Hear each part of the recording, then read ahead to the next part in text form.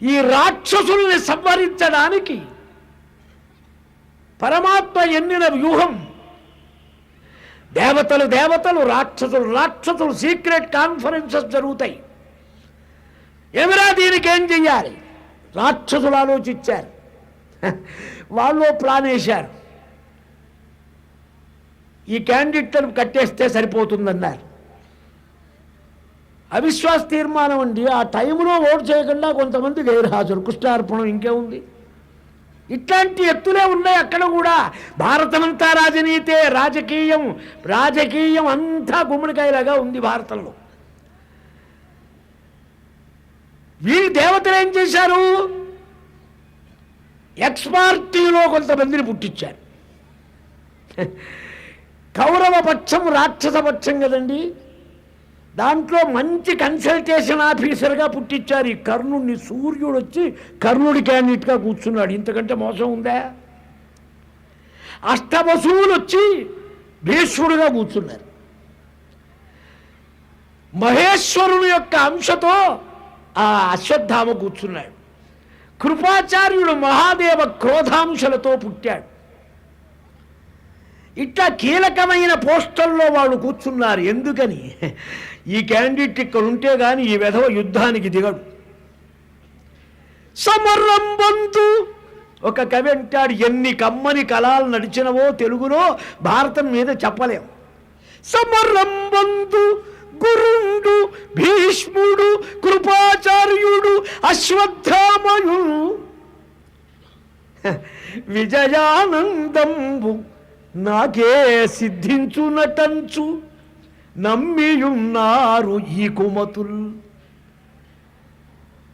తాను తలుచుకుంటే కాని చావని తాతయ్య మా పార్టీలో ఉన్నాడు. మహాదేవుడు వచ్చి ధనస్సు పట్టిన వంగరి ధనస్సు గలవాడు మా ద్రోణుడు. చిరంజీవి అశ్వత్థామ. కృపాచార్యుడికి మరణం లేదు.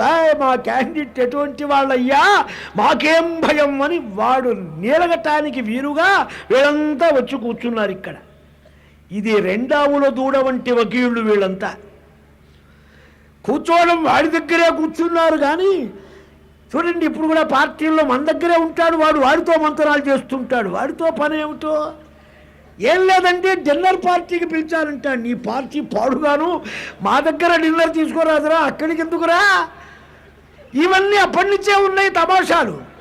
ఈ చమత్కారంతో ఇక్కడ అక్కడ అక్కడ ఇక్కడ ఇది కనిపెట్టారు రాక్షసులు. వాళ్ళు సీక్రెట్ కాన్ఫరెన్స్ పెట్టుకొని వాళ్ళ లీడర్ని ఒక్కసారి పిలుచుకున్నారు లోపలికి. ఎప్పుడు? ఘోషయాత్ర నాడు పరాభవం పొంది మధ్య దారిలో ప్రాణం తీసేసుకుంటా నేను బతకను, ఈ కర్ణుడి వల్ల ప్రయోజనం లేదని వేసడ పుట్టి దుర్యోధనుడు ఉంటే, ఆ రాత్రిపూట వాళ్ళు ఒక కృత్యను తయారు చేసి హోమంలో ఈ దుర్యోధనుణ్ణి పాతాళానికి తీసుకెళ్ళారు. ఎవరి పిచ్చినాయినా, మా పార్టీ లీడర్ విరా, నిన్ను నమ్ముకొని మా పెద్ద పార్టీ ఉంది ఇక్కడ, మేము చూస్తూ ఉంటాం అంటే వాడు చెప్పాడు, ఈ కర్ణుడిని నమ్మలేకపోతున్నాను, భీష్ముడు మెతగ్గా ఉన్నాడు, ద్రోణుడు కూడా ఏదో శిష్యుడు అని అడు తిరుగుతాడు, నీకెందుకు? ఆ టైం వచ్చినప్పుడు మేము ఒక్కొక్కడికి ఒక్కొక్క రాక్షస భూతాన్ని ఆవేశపరచి వాడిని కసాయుద్ధం చేసేట్టు చేస్తామన్నారు. ఓ నీకేం భయం లేపోమన్నారు. చచ్చిపోతానన్న దుర్యోధనుడు మళ్ళీ లేచి వచ్చాడు బయటికి. ఇక ఉంచండి, కర్ణుడికి తాను కుంతి పెద్ద కొడుకునని తెలుసు. దుర్యోధనుడు చెప్పాడా ఎప్పుడున్నా? కర్ణ దుర్యోధనుల మైత్రిని పొగుడుతారే ఈ కవులు. ఆలోచన కొంచెమైనా భారతం చదవద్దండి. ఏదో పాత్ర దొరికిందని ఆ పాత్రను పట్టుకొని పోషిస్తే సరిపోతుందా? ఇంత సీక్రెట్. నేను కుంతికి మొదటి కుమారుణ్ణి, సూర్యపుత్రుణ్ణి అన్న మాట కర్ణుడు చెబితే ఆ వెధవ యుద్ధానికి దిగుతాడా? వీడు వాడికి టోపీ పెట్టాడు. దుర్యోధనుడు నేను రాక్షస పార్టీ లీడర్నిరా, నేను పాతాళానికి వెళ్ళొచ్చారా, మీకంతా దయ్యాల్ని పంపిస్తారట అని వాడు చెప్పాడా? నీ వల్ల నే జడితిని, నా వల్ల నువ్వు జడితివి. ఇది ఫ్రెండ్షిప్. కాబట్టి మీకెప్పుడైనా లోకంలో కృష్ణార్జునుల స్నేహం పొందండి, కానీ కర్ణ దుర్యోధనుల స్నేహం పొందవోకండి. కర్ణ దుర్యోధన స్నేహం ఒకరిని ఒకరు వంచుకున్న స్నేహం. ఇది లోక కళ్యాణం, ధర్మస్థాపన, భగవన్ నిర్ణయం. అందుకని ఇక్కడ రెండు పక్షాలుగా తయారైనవి. మధ్య మధ్య కర్ణుండి టెస్ట్ చేశారు కూడా పరమాత్మ, లొంగలేదు.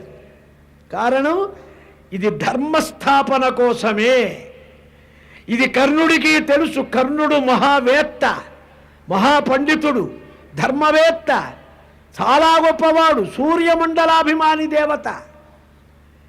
అయితే ఉన్న పార్టీ మాత్రం దౌర్భాగ్య పార్టీ. ఎందుకంటే అవసరం అట్లా ఉంటే కానీ వీళ్ళ తాడు తెంచడానికి వీల్లేదని కొంతమంది సమయం వచ్చేదాకా మాట్లాడకుండా ఆ పార్టీలోనే ఉంటారు. క్రమశిక్షణగానే కనపడతారు కానీ సమయం వచ్చినప్పుడు వాళ్ళు చేయాల్సిన పని చేస్తారు. అట్లాగే కర్ణుడిక్కడ కౌరవ పక్షాన్ని లోపల తొలిచినట్టుగా మనకు కనపడుతుంది.